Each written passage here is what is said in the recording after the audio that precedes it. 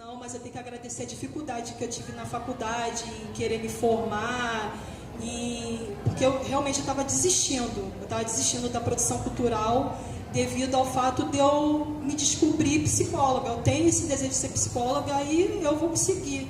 Ainda não vai ser agora, mas um dia eu vou fazer a faculdade de psicologia. E aí eu quis desistir também por isso, e também porque tinha alguns colegas meus que eu não... Enfim, é normal você ter mais afinidade com uns do que com outros. Só que tinha algumas pessoas ali que eu achava meio assim comigo, sabe? Aí aquilo também foi me dando desânimo em relação à faculdade.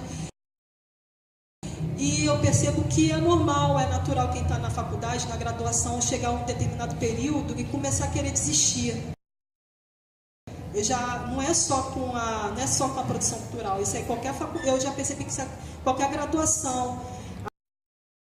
A pessoa ela vai começando a ficar desanimada, querendo ir para uma outra área, isso é normal. E aí eu não fiquei me cobrando tanto, eu falei, vai ver, eu tô assim desanimada porque já está chegando ao meu término, né? Está chegando já no meu ciclo final com a faculdade, então é por isso que eu estou meio que desanimando, querendo sair. E aí aconteceu uma coisa muito engraçada no decorrer disso tudo. Porque quando eu estava chegando próximo de escrever a monografia, e que até então eu não sabia nem o que eu iria escrever, eu estava sem ideia, e já me aproximando da disciplina que eu teria que começar a escrever a monografia, começou a me bater um certo desespero.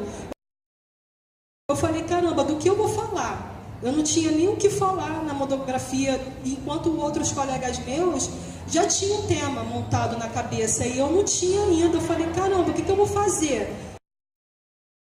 Como é que eu vou me formar? Eu falava, gente, eu não vou conseguir me formar porque ainda tem a monografia, que é uma parte mais, eu acho que é a parte mais enjoada, né? Que é ali que você vai mostrar que você realmente, o que realmente você aprendeu durante a faculdade, você vai mostrar ali, você vai provar, né? Se você realmente tem a capacidade ou não em se formar e mostrar que você realmente absorveu todo o conteúdo durante a faculdade.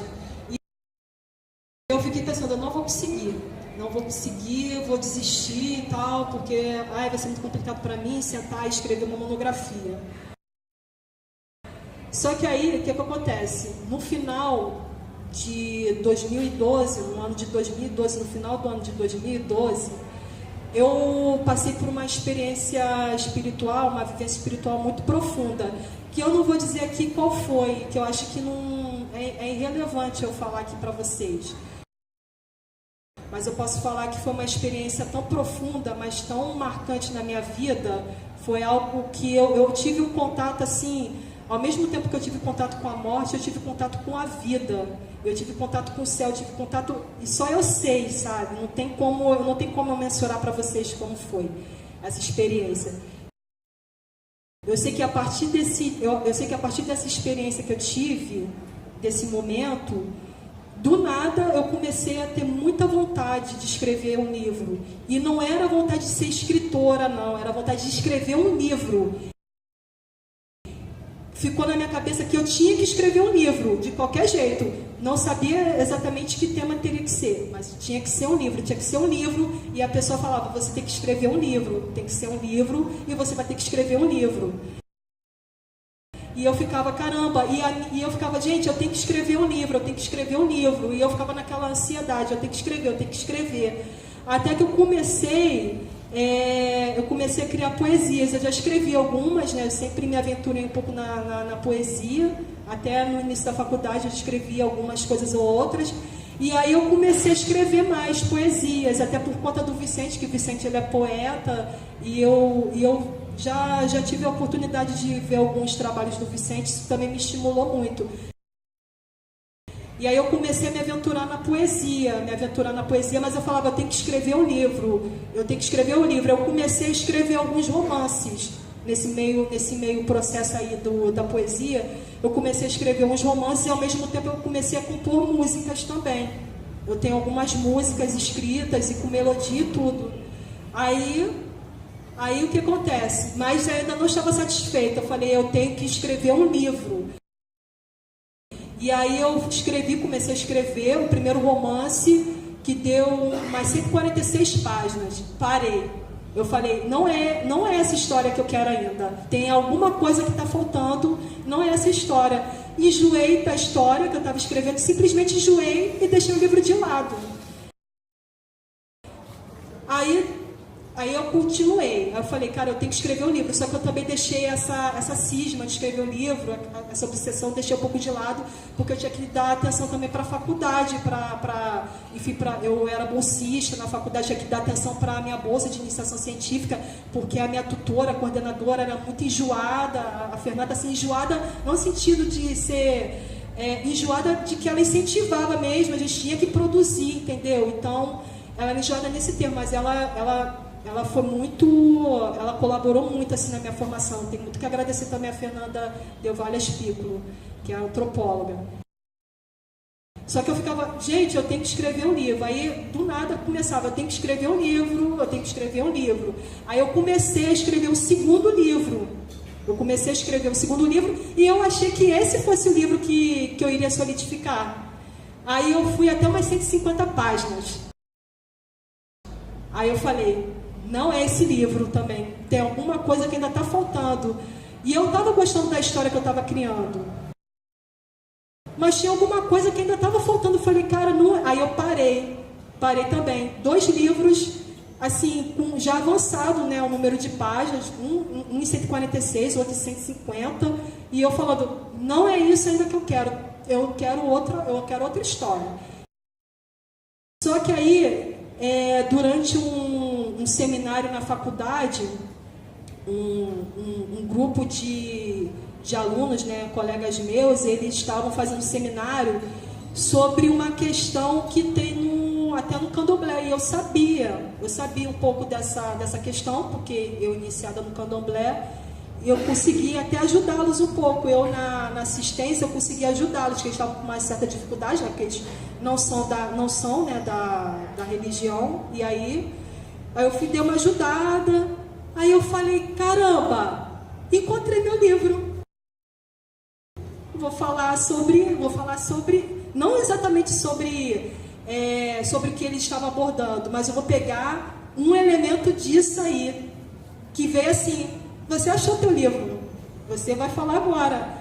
Aí eu falei, caramba, mas como é que eu vou falar como é que eu vou fazer? Numa noite, a história veio toda na minha cabeça. Todinha, assim, do início ao fim. Aí eu falei, caraca, então agora a única coisa que eu tenho que fazer é simplesmente sentar a bundinha em frente ao computador e começar a escrever. E aí eu falei, como eu já tenho a história toda amarrada, só não tinha o nome dos personagens. Isso aí eu realmente tive que buscar eu tive que pesquisar até para poder buscar nomes que fizessem mais sentido com a personalidade de cada personagem e tal. Mas a história em si, eu tinha ela todinha na minha cabeça. E aí não foi difícil para mim quando eu sentei e comecei a escrever. E aí as pessoas ficam fascinadas, ou acham estranho, ou até ficam incrédulas quando eu digo que eu fiz o Não Quero Nascer em 3 semanas. Porque normalmente o escritor ele leva de 6 meses a 1 ano escrevendo o livro, entendeu? Os outros 2 que eu não acabei, eu demorei em torno de 3 meses, 6 meses. Esse em 3 semanas eu escrevi, porque... todos os dias à noite, que é o horário que eu tenho mais... eu não tenho tanto sono à noite. Eu sou meio invertida. Eu costumo dormir de manhã, tenho um pouco disso, né? Agora eu estou meio que tentando me controlar em relação a isso, mas eu trabalho mais à noite. Então, meu processo de criação, eu percebo que ele fica mais aflorado à noite e de madrugada. Então, todos os dias à noite eu escrevia em torno de 10 páginas. Todos os dias e sem parar. E o André, que não está aqui, né, ele é testemunha disso, que ele ficava assim, até então, quando eu estava no Cacuia, quando eu fiz Não Quero Nascer. E aí ele ficava para morrer, porque ele falava, Alessandra, vem dormir que já está amanhecendo. Eu falava, não, porque agora que está vindo mais para mim. Ele eu tô sentindo, eu tô visualizando a história, então tem que ser agora, porque se eu parar, eu vou perder o meado, eu vou perder o fio, entendeu? Aí ele ficava para morrer, às vezes ele ficava chateado comigo que eu dava mais atenção para a história do que para ele. Mas todos os dias eu produzia 10 páginas, todos os dias, 10 páginas, assim, foi impressionante. E a cada fim de um capítulo e início de outro, eu própria me surpreendia, porque era como se eu tivesse lido a primeira vez. Assim como vocês vão pegar e vão se surpreender ou não, entendeu? Era como se eu não tivesse tido contato com o livro. Então, quando eu iniciava um capítulo e terminava outro, eu ficava surpresa. Eu falava, gente, como assim? Caramba, que isso? Não é possível. Eu ficava surpresa. Aí eu comecei a perceber que eu não estava sozinha naquele processo. Escrevendo todos os dias 10 páginas e depois em 3 semanas. É claro que depois eu fiquei corrigindo alguns erros, que é normal você encontrar alguns erros no caminho, até de português, até porque eu sou humana, né? Não sou perfeita, então tem alguns erros eu tive que ir consertando eu própria. Fui incluindo mais algumas coisas também que eu achei cabido incluir. Mas assim, em 3 semanas eu achei fascinante. Eu falei, gente, como foi que eu consegui? Eu falei, cara, mas eu não estava sozinha. Então eu tenho muito que agradecer. Eu até coloquei aqui antes do prólogo. Eu agradeço muito a esses amigos invisíveis, entendeu? Porque eu sei que eu não estava sozinha ali naquele processo, não estava mesmo, entendeu? Eu precisei mesmo de uma ajuda aí. Eu não sei quem foi que quis me ajudar, mas eu fico até emocionada, porque foi uma ajuda assim, entendeu?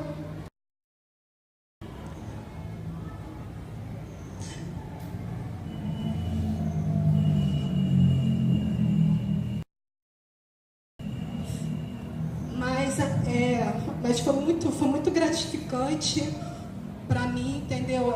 Entrar nesse universo da literatura, porque eu nunca pensei que eu fosse ser escritora, né?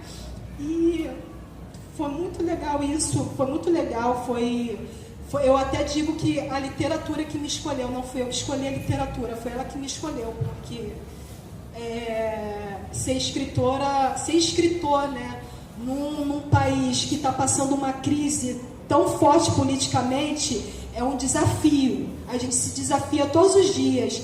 Não pense vocês que escritores nacionais são bambambãs, não. A gente tem que ralar muito para conseguir ser reconhecido, porque o reconhecimento vem lá de fora, entendeu? São os escritores internacionais que têm o reconhecimento.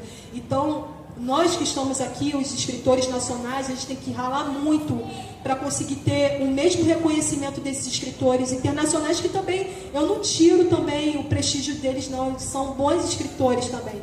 Só que aqui também nós temos também tem uma boa produção literária, e que não é valorizada. Eu percebo que não é valorizado, então a gente tem que se fazer valorizar, a gente que tem que mostrar todos os dias, entendeu? Que vale a pena você ler um livro nacional, vale muito a pena. Eu não estou falando aqui por Não Quero Nascer, não. Longe de mim, eu estou falando de Machado de Assis, eu estou falando de Maria Firmina dos Reis, que talvez alguns de vocês não conheçam. Eu estou falando de pessoas, de pessoas assim que são tão fantásticas na nossa literatura brasileira e são tão poucas reconhecidas, entendeu? Então, acho que a gente tem que abraçar mesmo a literatura nacional, abraçar a literatura em geral, mas abraçar a nossa literatura nacional, porque a gente precisa muito. A gente rala, eu estou aqui, vocês pensem, não, mas o escritor não ganha tudo isso, não, entendeu? O escritor não ganha, as pessoas pensam que o escritor ganha rios de dinheiro. Não, é uma profissão como outra qualquer. Eu estou aqui, eu estou vendendo, eu sou uma vendedora também, só que eu sou uma vendedora de livros, né? Mas é isso que eu queria falar para vocês, assim, um pouco de Não Quero Nascer. Não Quero Nascer, ele surgiu dessa minha vontade muito grande de escrever um livro, mas foi por conta dessa vivência espiritual, que eu não vou falar para vocês porque foi uma coisa íntima, entendeu? Foi um processo íntimo, e aí eu me reservo em não dizer, e não relatar aqui para vocês como é que foi esse processo, mas eu digo que foi através desse processo, entendeu, que abriu mesmo o meu campo mais criativo, porque não foi só a avidez em escrever um livro, mas eu acabei entrando no mundo da música também, porque eu escrevo música. Mas eu não me sinto uma poeta em potencial. Eu acho que a poesia, de certa forma, me abraçou para que eu pudesse entrar de vez mesmo no mundo da literatura. E isso que foi o gancho para poder estar aqui agora, estar conversando com vocês e mostrar um pouco do meu trabalho. Mas a história em si, vocês aqui vão conhecer, eu vou deixar esse ar de mistério para vocês aí estarem apreciando, não quero mais ser. Mas é isso, gente.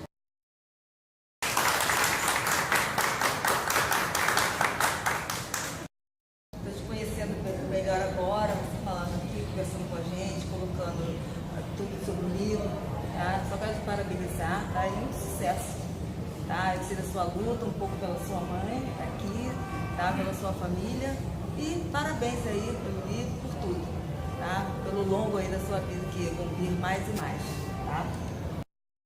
Ale, eu fico muito feliz de estar aqui hoje com você. Acredito que eu vou gostar muito desse livro. Tá? E em momentos outros, você sempre se mostrou amiga. E como amiga, eu estou aqui. E torço pelo seu sucesso literário, como também pela toda a tua vida profissional, pela tua luta de ser.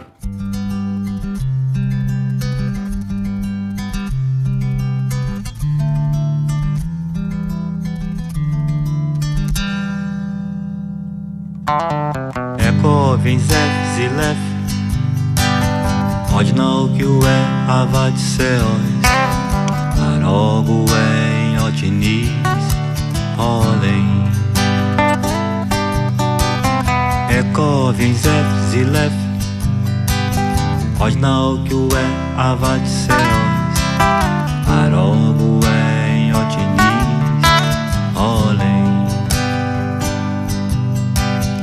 Osmoki Ekovin Otinis, Mebi e Aninha de Viarogacian, Zilef. Osmoki Ekovin Otinis, Mebi e Aninha de Viarogacian, Zilef.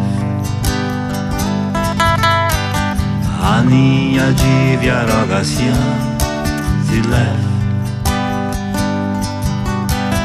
Aninha de Viarogacian, Zilef.